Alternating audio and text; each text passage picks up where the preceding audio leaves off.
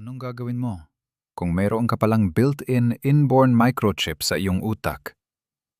Ulitin ko, anong gagawin mo kung mayroon ka palang built-in inborn microchip sa iyong utak? Anong gagawin mo kung ang microchip implants ni Elon Musk? Ang papalitan niya ang iyong microchip, inborn. Ulitin ko, anong gagawin mo kung ang microchip implants ni Elon Musk? Ang papalitan niya ang iyong microchip, inborn. Simple lang. Activate mo, sundin mo ang tinuturo sa ahas. Sinasabi niya hindi ka mamatay. At malalaman ng mga Diyos pag kinakain mo ay katulad ka na ng mga Diyos. Ulitin ko. Malalaman ng mga Diyos pag kinakain mo ay katulad ka na ng mga Diyos. Anong gagawin mo kung ang mark of the beast ay ang cross? Ang cross ang ginagamit ng tanda ni Magellan. Anong gagawin mo kung ang number of the beast ay 333?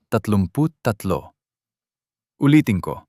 Anong gagawin mo kung ang number of the beast ay 333? Iba ang marka.